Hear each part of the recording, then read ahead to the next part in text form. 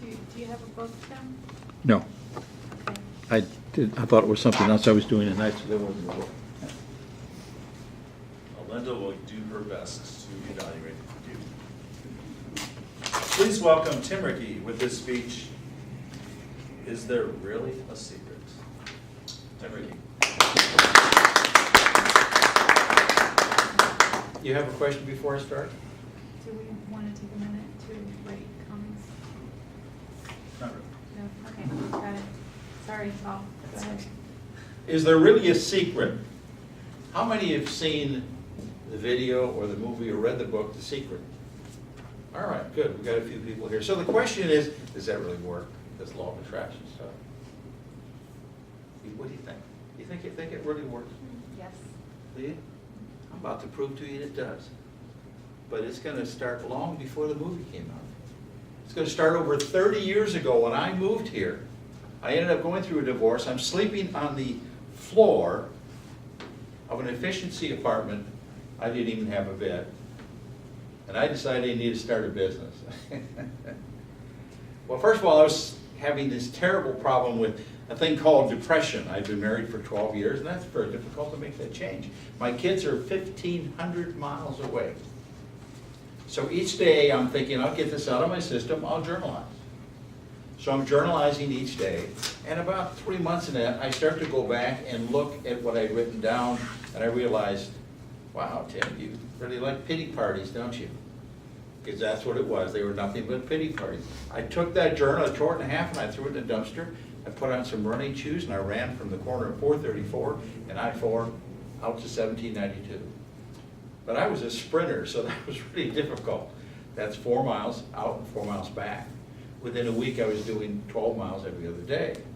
Someone a few years ago said, you know, you realize you ran over a marathon every week. And I said, oh my God, I'm glad no one told me that then. Because I probably never would have done it. Yeah, me too. But that helped me begin to leave the depression. And then I found a place where I could grab my guitar and sing to a few people, and then you get applause every time you sing. So those things kind of set me on the road to getting back into things again. But when I went on those runs, I'd get back home, I'm dragging. I mean, it's this time of the year when I first started, and I'm exhausted, I'm completely drained of fluids. So I get home, I cool down, take a shower, drink about 2 liters of water, and then I would lay down on the floor and I put a record on. Does anybody remember records? Oh, You know, yeah. I put a record on with the sound of nature's, where there's a boat adrift in a lagoon, and that's all I could hear is the creak of the wood, a few gulls in there. And I listened to that, and I visualized 4 things I wanted in my life. Now, this sounds like The Secret, doesn't it? Well, let me go further. As I lied, there were 4 things I wanted. I had met this gal from Scotland right after my divorce, and I went from the frying pan right into the fire. That void was there. And she said, let's just be friends. Oh boy, how many guys have heard that through their life? And gals, let's just be friends, right? It's terribly devastating. So I just stayed away from her because I was crazy about it. And so I wanted her, and so I visualized us being together. That was one. The second one was I wanted to have my own business. But I didn't know what kind of business I could do. I didn't have any money. And the third thing was I wanted a Z sports car.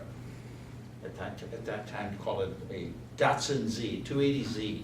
And I'm sure that car. you can relate to cars. I know you were in that industry for a long time. And the fourth was to build my dream home. I had 2 years of architecture while I was in school, and I took some time off, and I got drafted, and I never went back to it. But I knew how to design a house. So how am I going to get these things? I have nothing. Nothing at all, as Whitney Houston says. So I kept doing those visualizations, and 3 months later, I'm running down 434, and I get up to 427. I beep, beep. I turn around, and it's Margaret, the redhead from Scotland. She said, have you got time for a spot of tea? Oh. I said, yeah, I'll meet you up at Denny's. So I met her at the Denny's, you know, the one over here in Oxford. And we sat down and talked, and I said, what's going on? And she filled me in a little light talk, and she said, when's your lease up? And I said, next month. She said, I thought, so how would you feel about moving in with me? I mean, I was dumbfounded. We were together for a year, We're still friends to this day. We saw a movie last week. But how did that happen? I didn't do anything to bring her to me, did I? Except here. That was first. Then I was talking to a friend of mine. He had just sold daycares that he had in Orlando. He had 4 of them. And he used to have these big billboards up that said, free love for your kids. And he sold them, got about $10 million for them. But I asked him, I said, Harry, how did you know in 1970 when you opened these to open a daycare at that time? He said, well, I was watching this Steinem gal and there was some kind of movement going on. He figured women are going to need something if they go back to work. So I started a daycare. So I left him and I'm thinking, what do women need today? It's now 10 years later. They need someone to clean the house.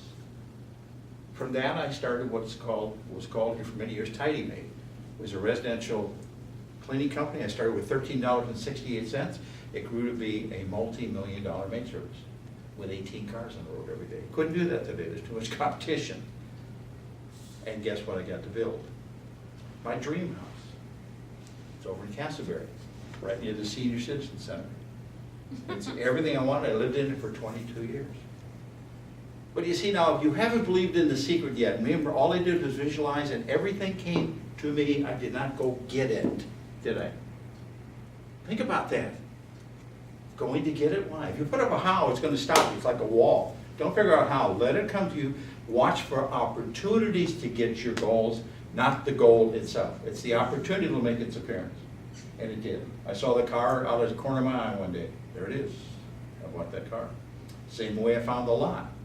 But see, here's the thing that proves out that the secret is true. And it's simply the address of my home. 205 Secret Way on Secret Lake in Castleberry, Florida. Mr. Toastmaster.